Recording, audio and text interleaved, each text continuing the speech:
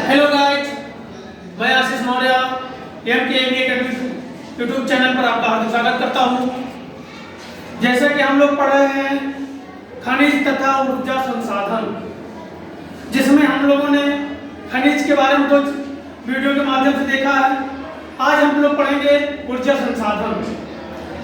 ऊर्जा क्या है, ऊर्जा संसाधन क्या है, इसके बारे में हम जानेंगे।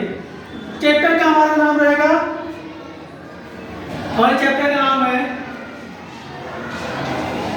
खनिज तथा ऊर्जा संसाधन, जिसमें हम लोग खनिज के बारे में पढ़ चुके हैं 2 वीडियो के माध्यम से। आज हम लोग पढ़ेंगे ऊर्जा संसाधन के बारे में। तो संसाधन तो जानते हैं, जो हमारे इसमें प्रयोग होता है उसको, यानी कि जो भी हमारे जीवन शैली में प्रयोग होता है, हमारे हेल्प करता है, वही हमारा संसाधन होता है। लेकिन जब ऊर्जा की बात आई है तो हम सभी लोग जानते हैं कि हमारी जो जीवनचर्या, दिनचर्या जो हमारी है, जीवन का रहन सहन है, ये ऊर्जा से चलती है। अगर हमारा शरीर का संचालन हो रहा है तो भी ऊर्जा संचालन हो रहा है। ऊर्जा शरीर को कहाँ मिलती है? जब हम खाना खाते हैं, जब पौष्टिक आहार होता है तो उससे हमको क्या होता है? ब्लड मिलता है, ब्लड से हमको ऊर्जा मिलती है, ठीक है, जो हमें ग्लोबिन मिलता है। तो हमको, यानी अगर गाड़ी से चलना हो या हमें कोई कार्य करना हो या मोटर गाड़ी चलाना हो तो उसमें किसकी जरूरत पड़ती है? ऊर्जा की जरूरत पड़ती है, ठीक है। तो वही उसको हम क्या कहते हैं? ऊर्जा संसाधन कहते हैं। अब ऊर्जा संसाधन 2 प्रकार से होता है, एक परंपरागत होता है, एक गैर परंपरागत होता है। परंपरागत क्या होता है? जो हमारे पीढ़ी दर पीढ़ी चलती आ रही हो, ठीक है। जैसे कोई बात हम लोग घर पे करते हैं तो घर पे क्या बात आती है? जो दादी होती है, पापा होते हैं, पिताजी होते हैं, वो क्या कहते हैं कि हमारे पहले समय से चलती आ रही है ये रीति रिवाज, हम इसको नहीं बदलेंगे। तो यानी दादी बाबा तुरंत क्या कहते हैं? ये परंपरागत है। जिन्हें परंपरागत, अगर हम ऊर्जा की बात करें तो हम लोग आज भी देखते हैं ग्रामीण क्षेत्रों में उपले की बात, यानी जो गाय का गोबर होता है उससे उपले बनाते हैं और उसको ईंधन के रूप में प्रयोग करते हैं। साथ में कोयला हम लोग जानते हैं, ठीक है, पेट्रोलियम जानते हैं, और इसके साथ प्राकृतिक गैस और बिजली, ये हमारे क्या परंपरागत स्रोत है जो पहले से चली आई हुई है, ठीक है। वहीं अगर गैर परंपरागत बात करें, गैर परंपरागत मतलब आधुनिक विधि, यानी जो अब आ रही है उसको हम कहते हैं गैर परंपरागत, कि परंपरा से नहीं चली आ रही है, ये नई तकनीकी से हमारे यहाँ आ रही है। जो एक पावर का परमाणु ऊर्जा, दूसरा सौर ऊर्जा, तीसरा पवन ऊर्जा और बायोगैस, ज्वारीय ऊर्जा और भूतापीय ऊर्जा, ये हमारे क्या है? ये हमारे आधुनिक है, यानी ये गैर परंपरागत ऊर्जा है। तो आइए हम पहले लिखते हैं इसके बारे में।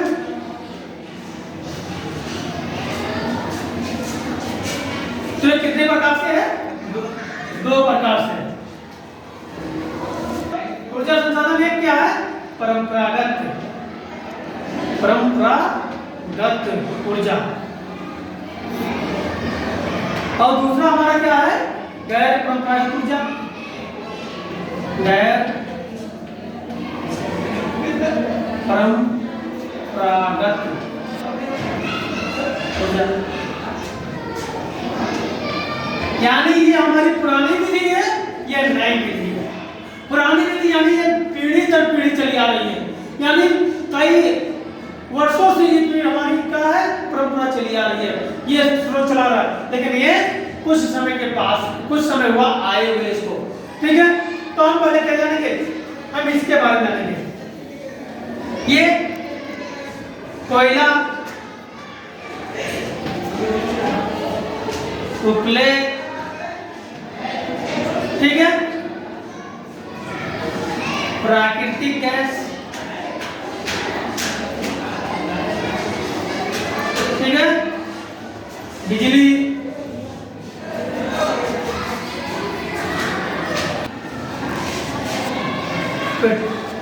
पेट्रोलियम, ये हमारे क्या है? परंपरागत स्रोत है, यानी जो पहले से हमारे यहाँ स्रोत चले आ रहे हैं, जिनका हम बहुत पहले से प्रयोग करते हुए आ रहे हैं। तो हम सबसे पहले जानेंगे कोयला के बारे में, ठीक है।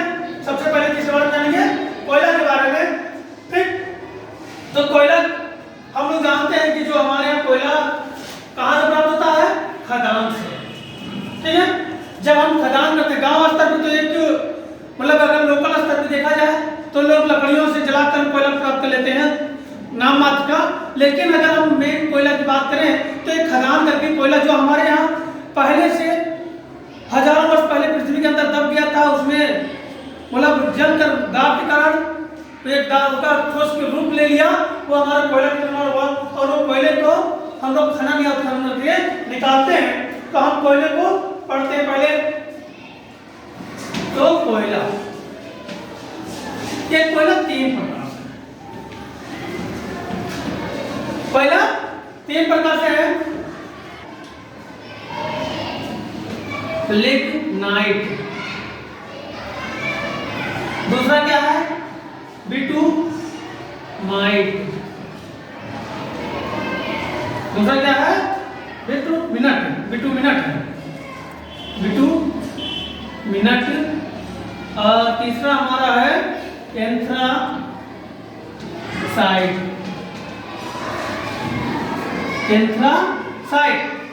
तो ये 3 प्रकार से हमारे यहाँ कोयला मिलते हैं। ठीक है, जो ये कोयला है हमारे यहाँ, जो ये कोयला है ये गुणवत्ता के आधार पे है। ये कोयला, तो कोयला भी 2 प्रकार से है, एक मतलब भूगर्भिक समय पुराने समय की कोयला, और एक हमारी गुणवत्ता यानी क्वालिटी, उसकी क्वालिटी के हिसाब से हमारा क्या है एक कोयला है। तो ये क्वालिटी के हिसाब से 3 कोयले मिलते हैं। ठीक है, जिसमें जो ये पहला कोयला है ये तमिलनाडु के नवेली और केरला में पाया जाता है। कौन? लिग्नाइट। और इसकी गुणवत्ता जो होती है निम्न गुणवत्ता होती है। क्या होती है? निम्न क्वालिटी होती है। ये निम्न गुणवत्ता वाला कोयला होता है, कोयला होता है। इसका रंग भूरा, इसका भूरा रंग होता है।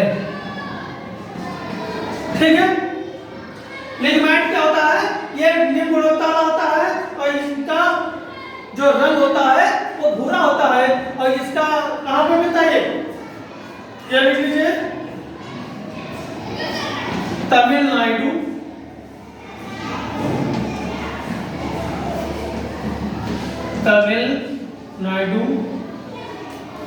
के नवेली व केरला के क्षेत्र में। कहाँ मिलता है?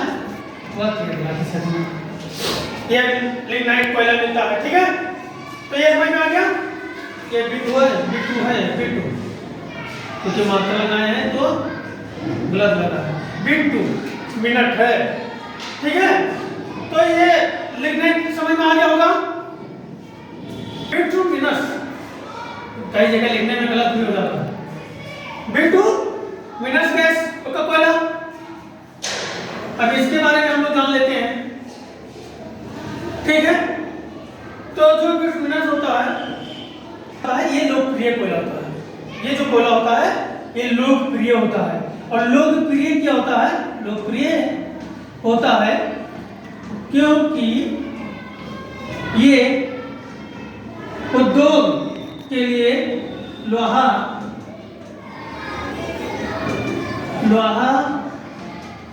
उद्योग के लिए अच्छा माना जाता है, अच्छा माना जाता है। ठीक, यानी जो बिटुमिनस कोयला होता है वो लोकप्रिय होता है। लोकप्रिय क्यों होता है? क्योंकि लोहा उद्योग के लिए ये सबसे उपयुक्त माना जाता है। ठीक है, अगर हम इसकी उत्पादन की स्थिति देखें तो उत्पादन झारखंड,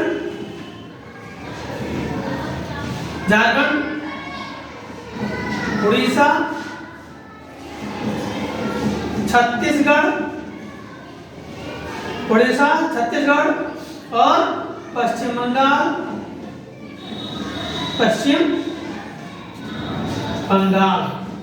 आदि स्थानों पर ये बिटुमिनस कोयला का उत्पादन होता है। ठीक है, और साथ में जो एंथ्रासाइट कोयला होता है, जो एंथ्रासाइट कोला होता है ये सबसे अच्छा होता है, ये सबसे अच्छे किस्म का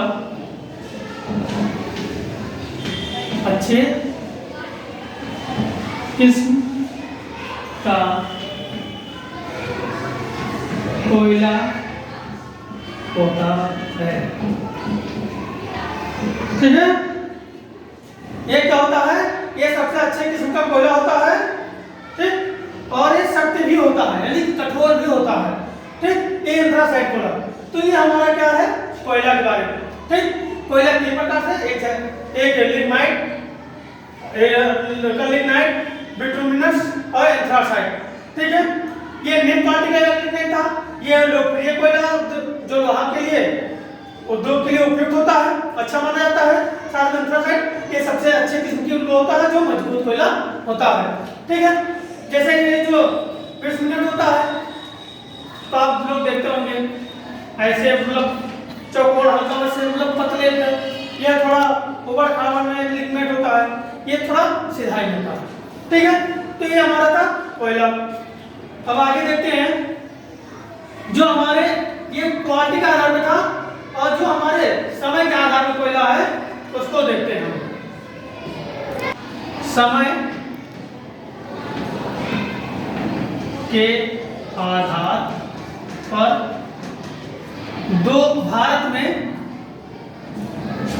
भारत में दो मुख्य भूगर्भिक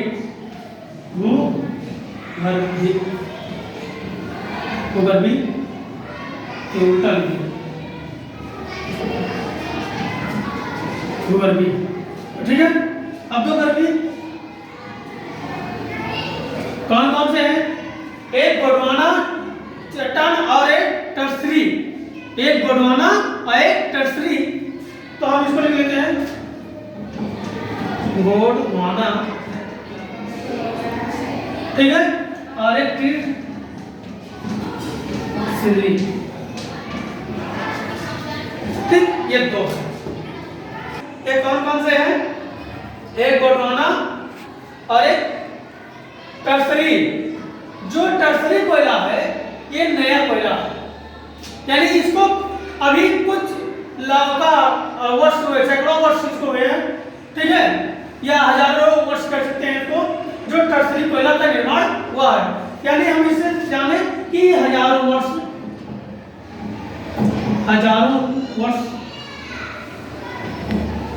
के बाद मिला है, ठीक। जो टर्सरी कोयला है ये हजारों वर्ष बाद मिला है, यानी 1000 वर्ष लगे इस कोयले में टर्सरी को बनने में। जो ये पूर्वोत्तर राज्य आप जानते हैं, पूर्वोत्तर राज्य में अरुणाचल प्रदेश, आप मानचित्र देखे होंगे, अरुणाचल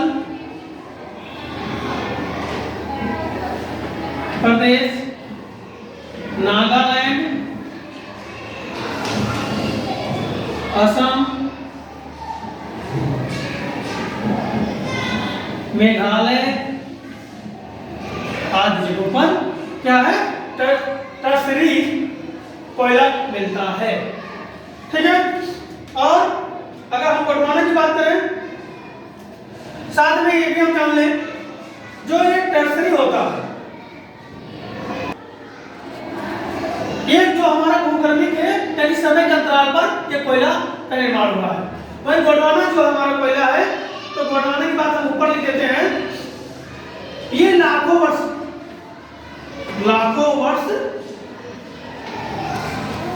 बाद में, यानी इसको बनने में लाखों वर्ष लग गया, यानी ये पुराना कोयला है। यानी इसमें लाखों यानी 200 लाख, जो 200 लाख वर्ष से, ठीक है, 200 लाख वर्ष ये पुराना कोयला है गोंडवाना बनने में। ठीक है, और ये मिलता कहाँ है, दामोदर घाटी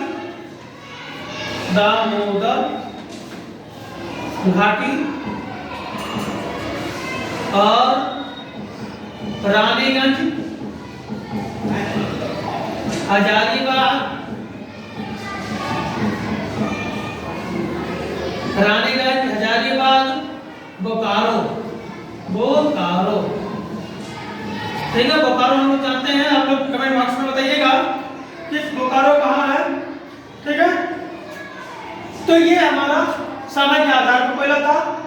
समय के आधार पर दो कोयला थे, एक कोयला था गोंडवाना, दूसरा था टर्सरी। जो टर्सरी है ये पूर्वोत्तर राज्य में मिलता है। ठीक है, जिसको मतलब हजारों वर्ष लग गए बनने में। और ये गोंडवाना था हमारे, गोंडवाना चट्टान से ये 200 वर्ष लग गए। और ये दामोदर घाटी, रानीगंज, बोकारो, हजारीबाग आदि जगह पर ये कोयला मिलता है। ठीक है, तो ये हमारा कोयला के बारे में था, क्योंकि परीक्षा में आपके बारे में पूछता, कोयले के बारे में कभी पूछ लेता है। तो कोयला हम लोगों ने देख लिया कोयले के बारे में कि उधर नाइट, बिटुमिनस और एंथ्रासाइट तीन उधर थे जो गुणवत्ता के आधार पर थे, और ये समय के आधार पर गोंडवाना और टर्सरी है। ठीक है, अब हम आगे चलते हैं पेट्रोलियम के बारे में। ठीक है, लेकिन इस वहां पे जाने से पहले हम आप लोगों से वही फिर पुरानी बात कि अभी तक आप लोगों ने सब्सक्राइब नहीं किया है तो सब्सक्राइब अवश्य कर लें, साथ में चैनल को सब्सक्राइब कर लें, और इस कमेंट के माध्यम से आप लोग हमको बताते रहें। अगर कोई क्वेश्चन समझ में नहीं आ रहा हो, कोई बात समझ में नहीं आ रही हो, तो कमेंट बॉक्स के माध्यम से हमको बताते रहें। साथ में इसको अधिक से अधिक शेयर किया करें, जिससे आपके साथ साथ दूसरे का भी भला हो सके। ठीक है, तो हम आते हैं पेट्रोलियम पे। 10 मिनट पहले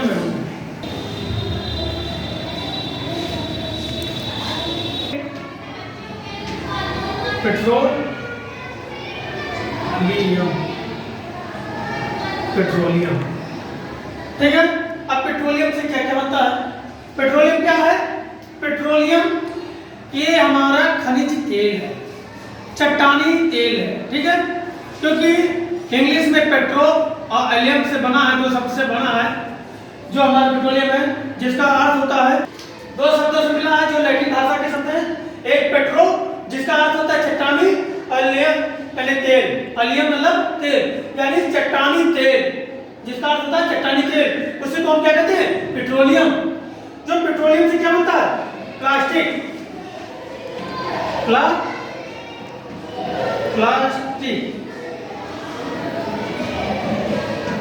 प्लास्टिक, दवा, दवा में भी यूज होता है, और साथ में टेक्सटाइल,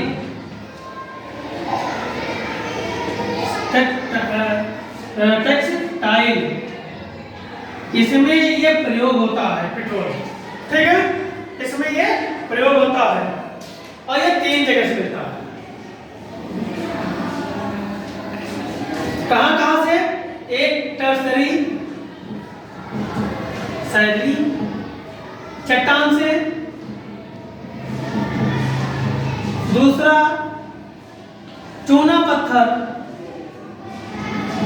चूना पत्थर व बलुआ पत्थर, बलुआ पत्थर, चूना पत्थर, या ये क्या कहते हैं कि सारंग परतों से, कि सारंग परतों से। ठीक, यानी एक टर्सरी चट्टान से मिलता है, एक कहां से मिलता है? चूना पत्थर व बलुआ पत्थर के सारंग परतों से। सारंग मतलब क्या होता है? सारंग उसे कहते हैं जिनके बीच में खोखलापन होता है, जिनके बीच में खोखलापन होता है, यानी जो हवा होती है एक दूसरे तरफ पास होती रहती है, ठीक, उसको हम सारंग कहते हैं। तो जो हमारा ये चूना पत्थर या बलुआ पत्थर होते हैं, इसमें हवा पास करती है, ये परत में होते हैं, और परत में होने की वजह से इसमें हवा पास होता रहता है, जिससे क्या होता है कि पेट्रोलियम। अब पेट्रोलियम का निर्माण कैसे होता है? जैसे हम लोग घर पे कुकर चढ़ाते हैं, तो कुकर में पानी होता है, पानी जब भाप बनता है तो वो उससे निकलता है। ठीक है, वही यहाँ भी है, जो टर्सरी चट्टानें है, चूना पत्थर है, इस पे जब दबाव पड़ता है, और दबाव पड़ने के बाद जो इसमें से गैस निकलती है, वही गैस हमारा तरल रूप में हो जाता है, वही हमारा क्या होता है, पेट्रोलियम होता है। ठीक है, एक और इसमें डाल लेते हैं, इसमें एक और है सरंध व आसरंध, व आसरंध, सरंध व आसरंध परतों के बीच में, परतों के बीच में मिलता है, मिलता है। ठीक, इंटरेस्टिंग है, ये कहाँ सरंध या आसरंध, यानी दोनों परतों के बीच में ये भी मिलता है। ठीक है, तो ये हमारा क्या था, एक पेट्रोलियम यानी कहाँ कहाँ से हमको मिल सकता है। और जब इसकी बात आई तो हम सबसे पहले असम में पाए, यानी अगर सबसे पहले की बात किया तो सबसे पहले हमारे भारत में कहाँ मिला, तो सबसे पहले असम में मिला था पेट्रोलियम की खान। ठीक है, वहाँ 13% मिला था, उसके बाद मुंबई में मिला, जिसको मुंबई हाई के नाम से जानते हैं, वहाँ पे 63% हमको क्या कहते हैं पेट्रोलियम प्राप्त हुआ। ठीक है, इसके बाद गुजरात, इसके बाद कृष्णा गोदावरी नदी की घाटी बीच में। ठीक है, तो ये कोई हमारा पेट्रोल वहाँ से प्राप्त हुआ। और हम लोग जानते हैं अधिकतर हम लोग जो पेट्रोलियम है ये हम ईरान, इराक से आदि जगह से मंगाते हैं। ठीक है, आयात करते हैं। तो हम उसको देख लेते हैं।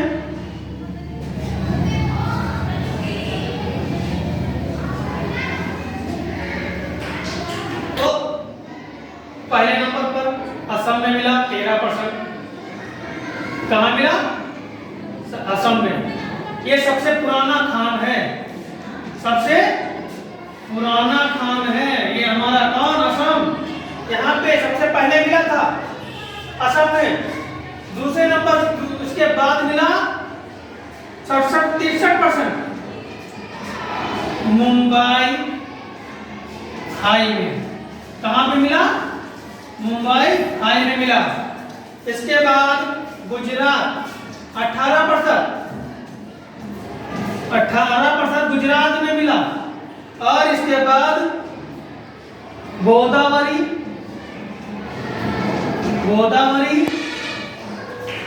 और कृष्णा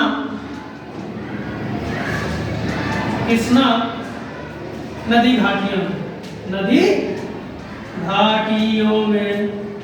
ठीक है, यानी जो पेट्रोल हमारा प्राप्त होता है तो सबसे पहले असम में प्राप्त हुआ 13%, 63% मुंबई हाई में प्राप्त हुआ, 18% गुजरात में प्राप्त हुआ और गोदावरी और कृष्णा नदी घाटियों में ये हमारा पेट्रोल प्राप्त हुआ। और जो इससे पहले हम लोगों ने देखा कि टर्सरी सरंध युक्त यानी ये प्रकार के हमको क्या है पेट्रोलियम पाए जाते हैं और वहां से चट्टानों से निकाले जाते हैं। ठीक है, तो ये हो गया हमारा। अब इसके बाद हम देखेंगे प्राकृतिक गैस। ठीक है, अब क्या देखेंगे? प्राकृतिक गैस। कोयला हो गया और पेट्रोलियम हो गया, अब आता है प्राकृतिक गैस।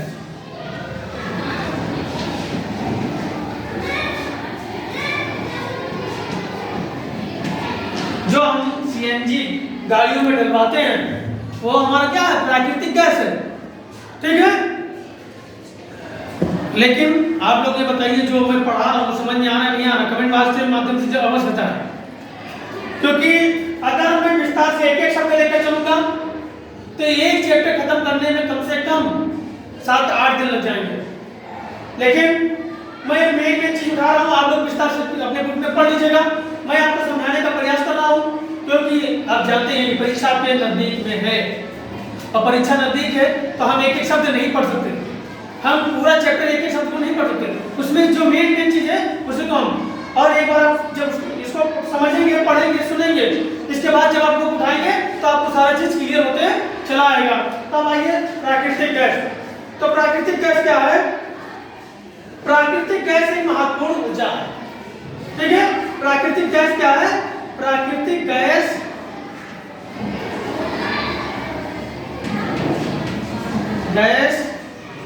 एक महत्वपूर्ण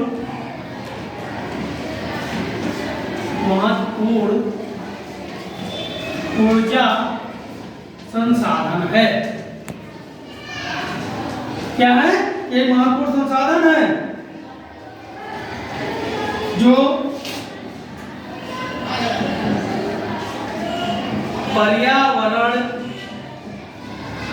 पर्यावरण के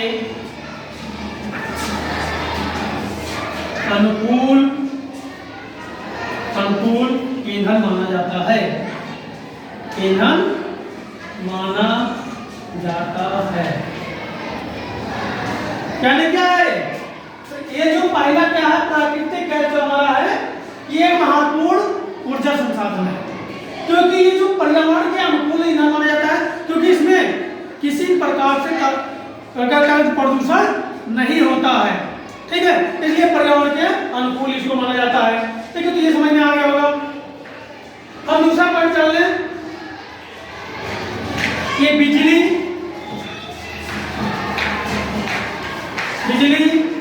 और उर्वरक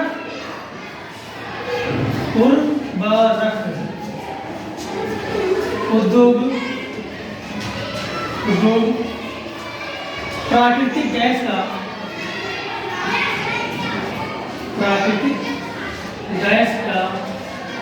और उर्वरक उद्योग में प्राकृतिक गैस का प्रमुख उपयोग करता है।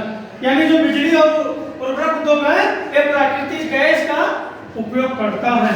क्या है? उपयोग करता है। ये उसका उपयोग ज्यादा करते हैं,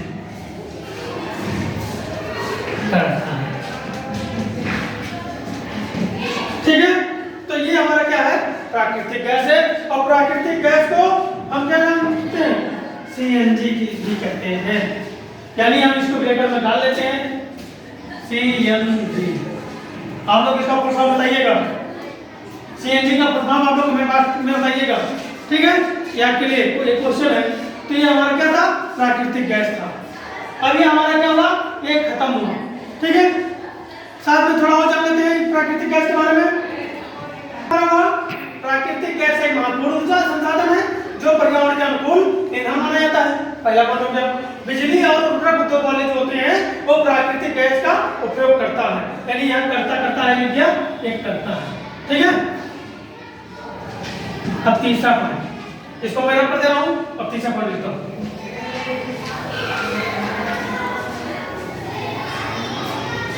अब तीसरा पॉइंट क्या है, तरल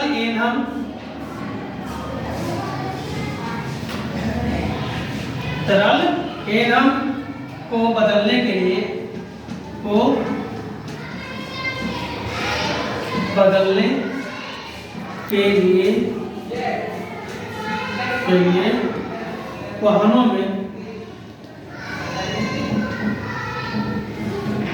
वाहनों में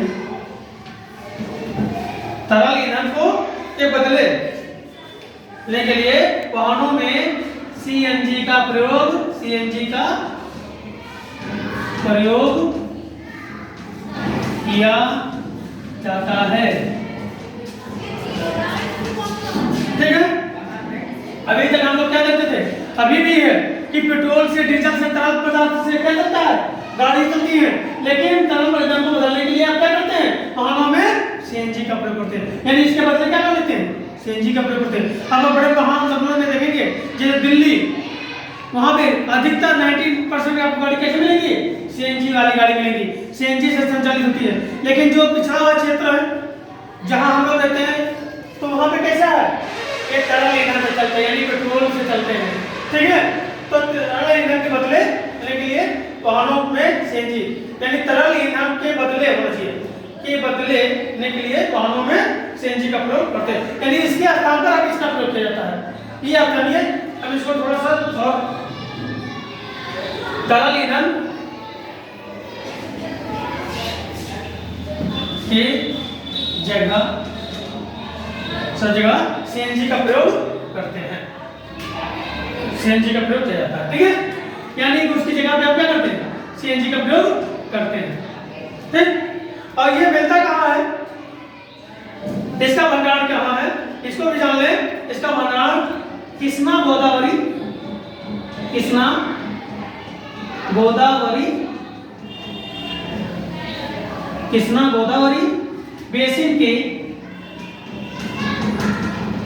बेसिन में CNG के बड़े भंडार हैं, के बड़े भंडार है। ठीक है, कहाँ है? कृष्णा गोदावरी बेसिन में CNG के बड़े भंडार हैं। तो ये हमारा था आपका प्राकृतिक गैस। ठीक है, क्या था? प्राकृतिक गैस। अब परंपरागत में एक और बचा, कोयला, क्या कहते हैं, बिजली। अब बिजली को भी परंपरागत में देख लेते हैं।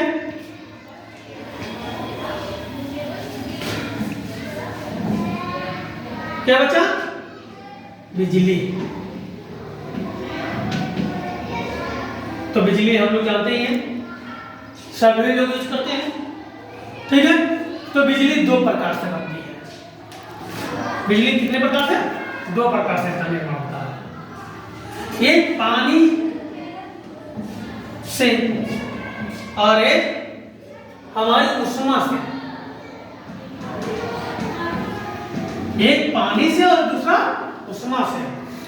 जो पानी से बनता है इसको कहते हैं हाइड्रो। जब पानी से बिजली बनती है उसको कहते हैं हाइड्रो, और एक उष्मा से बनती है, जब कोयला हो गया या अन्य चीजें से जो बनती है उसको उष्मा कहते हैं। अब पानी से कैसे? जब हम लोग पानी में यानी बड़े बड़े नदियों में बांध बनाते हैं, जैसे हमने भाखड़ा नागल बांध पढ़ा होगा, यान बांध पढ़ा होगा, हीराकुंड बांध होगा, तो जो बांध बनाते हैं, बांध में जो हम लोग क्या करते हैं, बांध बनाकर पानी को वहां पे रोकते हैं और वही पानी से हम बिजली का निर्माण करते हैं, उसी को हम क्या कहते हैं? हाइड्रो। ठीक। और जब कोयला, गैस आदि का जब से हम जो उष्मा पैदा करते हैं तो वो कहता है उष्मा बनाते हैं। ठीक है, तो ये दो बिजली आपके हो गए। अब इसके बाद ये हमारा खत्म हुआ क्या? परंपरागत वाला। जो हम लोग परंपरागत ऊर्जा पढ़ रहे थे, ये परंपरागत ऊर्जा हमारा खत्म हो गया। अब बचा गैर परंपरागत। इसको भी थोड़े से देख लेते हैं, क्योंकि गैर परंपरागत क्या है? आधुनिक विधि है, क्योंकि अभी जल्दी जल्दी आया है। यह पुरानी विधि थी, दादा परदादा प्रयोग करते थे परंपरागत में। भाई किसके पहला प्रयोग नहीं हुआ? किसकी गाड़ी में तेल नहीं पड़ा? कौन बिजली का इस्तेमाल नहीं किया? ये आज इससे नहीं, आधुनिक समय से प्रयोग करते आ रहे हैं, लेकिन जो ये हमारे हैं ये कुछ समय से प्रयोग होने लगे। तो हम इसके बारे में हम थोड़ा सा चर्चा कर लेते हैं, इसके बाद हमारा ये चैप्टर समाप्त होता है। तो इसमें क्या है? पहले परमाणु ऊर्जा। कौन सा ऊर्जा? परमाणु ऊर्जा। दूसरा सौर ऊर्जा। तीसरा पवन ऊर्जा। तीसरा ज्वारीय ऊर्जा।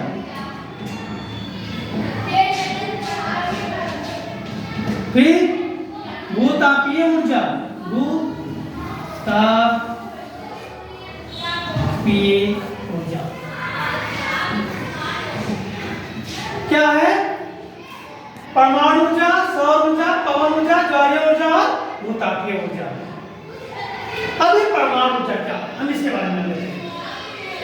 तो परमाणु ऊर्जा जब दो पदार्थ आपस में टकराते हैं, यानी न्यूट्रॉन या और साथ में कुछ भी ले लिया जाए, दो परमाणु आपस में जब टकराते हैं और टकराने से घर्षण होता है, और गुरुत्वाकर्षण से इसमें क्या होता है? बहुत तेज उष्मा निकलती है। ठीक है, तो हम उसी को क्या कहते हैं? परमाणु ऊर्जा। क्या कहते हैं उसी को? जब दो परमाणु या दो ऐसे चीजें टकराने से जिसमें से गुरुत्वाकर्षण का ज्यादा उसमें क्या होता है? उष्मा निकले, उसी को हम परमाणु ऊर्जा कहते हैं। ठीक है, सौर ऊर्जा आज के समय तो सभी लोग लगभग परिचित हो गए कि इसकी एक प्लेट होती है अलग अलग एम्पियर की, और वो प्लेट को लाकर धूप की ओर रख देते हैं और उसमें सितारे बैटरी में जोड़ देते हैं, जहां इसको हम स्टोर करते हैं बैटरी में। ठीक है, अगर जो बैटरी नहीं लगा के रखते हैं वो जब तक धूप रहता है तब तक वो उसका उष्मा लेते रहते हैं, ऊर्जा लेते रहते हैं, और अगर बैटरी लगा कर स्टोर कर लेते हैं तो रात में भी इसका इस्तेमाल करते हैं। ठीक है, अब आया पवन ऊर्जा। तो पवन ऊर्जा हम लोग जानते हैं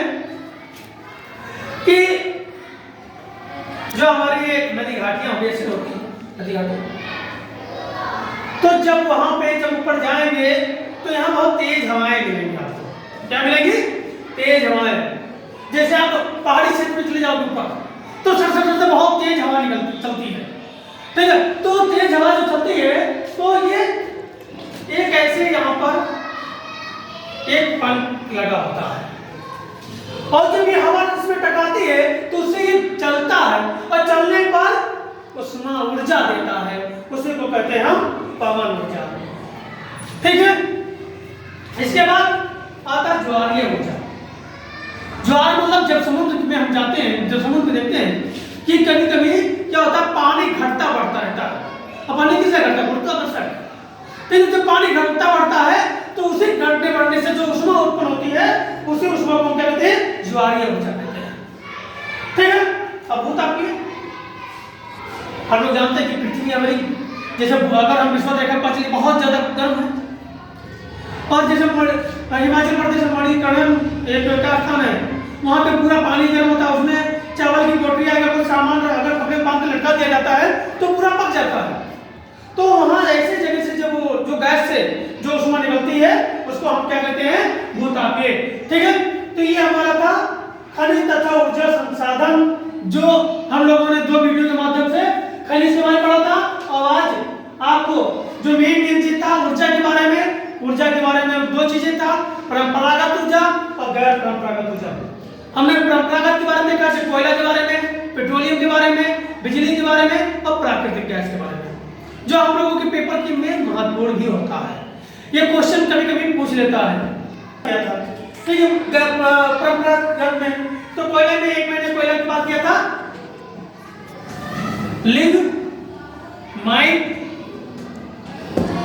लिग्नाइट और एंथ्रासाइट, या एक था बिटुमिनस।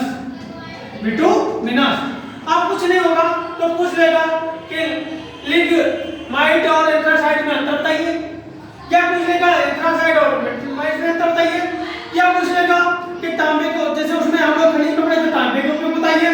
जैसे आज ऊर्जा के बारे में पढ़े तो सौर ऊर्जा के 2 लाभ बताइए, तो सौर ऊर्जा के बारे में आप सभी जानते परिचित हैं। तो ऐसे क्वेश्चन आपके परीक्षा में आ सकते हैं, लॉन्ग क्वेश्चन भी आ सकता है, ठीक है। तो लॉन्ग कई चीजें कि गैर परंपरागत ऊर्जा के बारे में उल्लेख कीजिए, तो ऐसी सारी चीजें आपको परीक्षा में देखने में मिल सकती है। तो ये महत्वपूर्ण चैप्टर आपकी परीक्षा के लिए था, जो मैंने वीडियो बनाया भी था कि जो महत्वपूर्ण चैप्टर है उसमें थोड़ा सा एक साइंस का चैप्टर बताया था, जिसमें हमने 4 लवण होना चाहिए, तो लवण की जगह हम लक्षण लिख दिए और पढ़ भी गए, ठीक है। तो ये महत्वपूर्ण चैप्टर था, आप इसके साथ आप लोग तैयार कर लीजिएगा। इसके साथ आज यहीं तक, फिर कल नए चैप्टर के साथ मिलते हैं, तब तक के लिए जय हिंद जय भारत।